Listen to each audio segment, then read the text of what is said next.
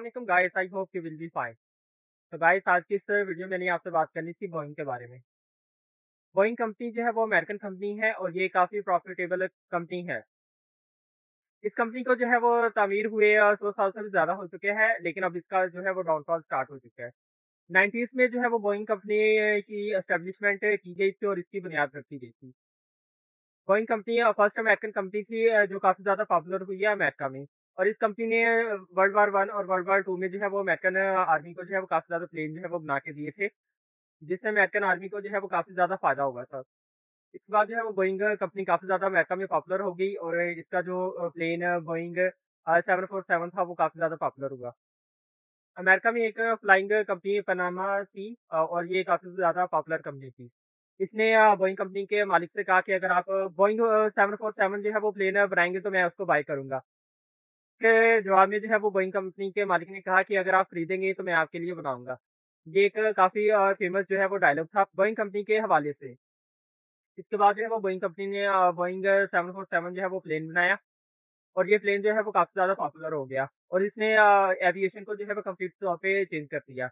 इससे पहले जो है वो बहुत छोटे प्लेन आते थे मार्केट में और फ़िज़ाई ऑपरेशन में जो थे वो यूज़ होते थे। लेकिन बोइंग 747 ने जो है वो पूरी एविएशन को कंप्लीटली तौर पे चेंज कर दिया और इससे फ्लाइंग ऑपरेशन जो है वो काफ़ी ज़्यादा अफोर्डेबल हो गया। इससे पहले प्राइसेज़ जो होती थी प्लेन की वो काफ़ी ज़्यादा हाई होती थी और आम बंदा जो है वो फ्लाइंग ऑपरेशन जो है वो अफोर्ड नहीं कर सकता था। लेकिन बोइंग 747 में जो है वो सीटों की तादाद काफ़ी ज़्यादा बनाई गई थी और इसमें कैपेसिटी जो थी वो काफ़ी ज़्यादा पैसेंजर की रखी गई। जिसकी वजह से इस प्लेन की जो हाइट और लेंथ थी वो काफ़ी ज़्यादा थी।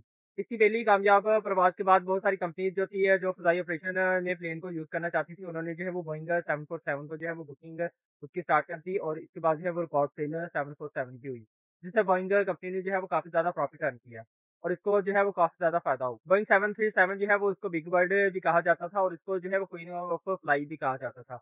बहुत सारे फेमस सेलिब्रिटीज़ और किंग्स ने जो है इसको प्राइवेट प्लेन के तौर पे भी जो है वो यूज़ किया है। बोइंग 747 जो है वो बोइंग कंपनी का फर्स्ट प्लेन था जो इतना ज़्यादा पॉपुलर हुआ था और इसकी प्रॉफिट की वजह से जो है वो बोइंग कंपनी में काफ़ी ज़्यादा कॉन्फिडेंस आ गया था। इसके बाद जो है वो काफ़ी सालों तक बोइंग ने अपनी जो है वो एविएशन के ऊपर राज किया, लेकिन इसका जो रूल था वो एयरबस ने आके ख़त्म कर दिया। एयरबस जो है वो सेकंड अमेरिकन कंपनी है जो इतनी ज़्यादा पॉपुलर हुई है। और एयरबस ने जो है वो अपने प्लेन जैसे मार्केट में मुतारिफ करवाए, उसके बाद जो है वो एयरबस काफ़ी ज़्यादा पॉपुलर हो गई और एमिरेट्स, कतर और बहुत सारी और कंपनीज़ ने जो है वो उनसे अपने प्लेन खरीदे। जिसकी वजह से जो है वो बोइंग 747 की मार्केट जो है वो काफ़ी ज़्यादा डाउन हो चुकी थी। इसलिए बोइंग कंपनी ने फैसला किया कि वो एक नया प्लेन जो है वो मुतारिफ करवाएँगे और इसका नाम जो है वो बोइंग मैक्स 737 जो है वो रखा जाएगा। बोइंग कंपनी को उम्मीद थी कि जिस तरह उनका बोइंग 747 है काफ़ी ज़्यादा फ़ेमस हुआ है, इसी तरह उनका जो है वो बोइंग मैक्स 737 जो है वो काफ़ी ज़्यादा फ़ेमस होगा। इसलिए जो है वो उन्होंने इसको बनाने के लिए 2001 में जो है वो कॉन्ट्रैक्ट दे दिया और इसकी मैन्युफैक्चरिंग स्टार्ट कर दी। बोइंग कंपनी चाहती थी कि इस प्लेन को जो है वो जल्दी से मार्केट में उतारा जाए ताकि इससे प्रॉफ़िट अर्न किया जाए। इसलिए जो है वो उन्होंने अपने वर्कर से जो है वो डबल शिफ्ट करवाना स्टार्ट कर दी और उनके ऊपर भी काफ़ी ज़्यादा प्रेशर था कि वो इस प्लेन को जो है वो जल्दी से रेडी करके जो है वो मार्केट में इंट्रोड्यूस करवाए। जिसकी वजह से उनके पुराने बहुत सारे वर्कर्स जो थे वो ओवरटाइम करने की वजह से बहुत ज़्यादा बोइंग कंपनी से नाराज़ थे और कुछ वर्कर ने जो है वो जॉब भी अपनी छोड़ दी थी।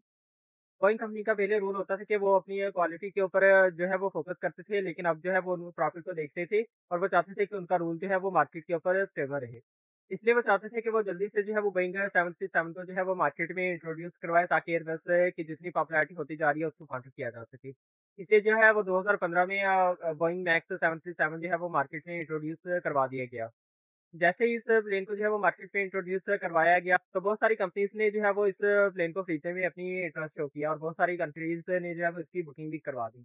इससे जो है वो बोइंग कंपनी दोबारा से मार्केट में इन होगी और उन्होंने जो है वो 100 बिलियन यूएस डॉलर का प्रॉफिट जो है वो अर्न किया है इससे। लेकिन 2019 के बाद जो है वो इस प्लेन को काफ़ी ज़्यादा हादसा पेश आने लगे जिससे बोइंग कंपनी जो है वो काफ़ी ज़्यादा परेशान हो गई। 2019 में इस प्लेन को जो है वो पहला हादसा पेश आया। इस हादसे में जो है वो तमाम पैसेंजर जितने भी बोइंग 737 में सवार थे वो सारों की हलाकत जो है वो कन्फर्म हो गई। पायलट का कहना ये था कि प्लेन की नोज़ जो थी वो अचानक से नीचे की तरफ जाना स्टार्ट हो गई और कंप्लीट जो है वो ब्लैकआउट हो गया। जिससे उनका कम्युनिकेशन जो है वो कंप्लीटली तौर पे खत्म हो गया और प्लेन जो है वो उनके आउट ऑफ कंट्रोल हो गया। जिसकी वजह से प्लेन जो है वो अपनी नोज़ के बल ज़मीन पे आके गिर गया और क्रैश हो गया। जिसमें तमाम पैसेंजर जो है वो उनकी मौत कन्फर्म हो गई। इसके बाद जो है वो बोइंग कंपनी के ऊपर काफ़ी ज़्यादा तनकीद होने लगी कि बोइंग कंपनी ने जो है ये प्लेन सही तरह नहीं बनाया। इसके बाद एक और प्लेन जो इंडोनेशिया यूज़ करती थी द लाइन उसके साथ एक हादसा पेश आया और इसी में सेम सिचुएशन दोबारा से बनी कि प्लेन जो है वो आउट ऑफ कंट्रोल हो गया और उसकी नोक जो है वो ज़मीन की तरफ होगी जिसकी वज़ह से वो प्लेन जो है वो क्रैश कर गया। और इसमें भी कंप्लीट पैसेंजर जो थे उनकी मौत जो है वो कन्फर्म कर दी गई। इसके बाद जो है वो बोइंग कंपनी को बहुत ज़्यादा बैकलैश मिला कि उन्होंने जो है वो इस प्लेन में काफ़ी ज़्यादा जो है वो खामियाँ छोड़ी हैं और इस प्लेन को जो है वो कंप्लीट चेक नहीं किया गया। लेकिन बोइंग कंपनी का कहना ये था कि उनके प्लेन में ऐसी कोई भी खराबी नहीं है, उन्होंने चेक कर लिया है और ये सारी जो बातें हैं ये सिर्फ़ अफ़वाहें हैं ताकि उनकी मार्केट के ऊपर असरअंदाज़ होया जाए। इसके बाद जो है वो 2023 दिसंबर में जो है अलास्का कंपनी बोइंग 737 यूज़ कर रही थी और इस प्लेन का जो है वो डोर हवा में अचानक से उड़ गया, जिसकी वज़ह से हवा जो है वो अंदर आने लगी। प्लेन इतनी हाइट पे नहीं था इसलिए जो है वो इस प्लेन को कोई भी हादसा पेश नहीं आया और पायलट ने जो है वो होशियारी से इस प्लेन को जो है वो एयरपोर्ट के ऊपर लैंड करवा दिया। इसके बाद जनवरी 2024 में जो है वो जापानीज़ कंपनी बोइंग प्लेन 737 को जो है वो यूज़ कर रही थी और इससे की विंडो जो है वो अचानक से फ़िज़ा में क्रैक होना स्टार्ट हो गई, जिससे पैसेंजर जो थे वो काफ़ी ज़्यादा खौफ़ज़दा हो गए। पायलट ने जो है वो इस प्लेन को एयरपोर्ट के सेफ़ली लैंड करवा लिया और तमाम पैसेंजर को जो है वो सेफ़ली बाहर निकाल लिया गया।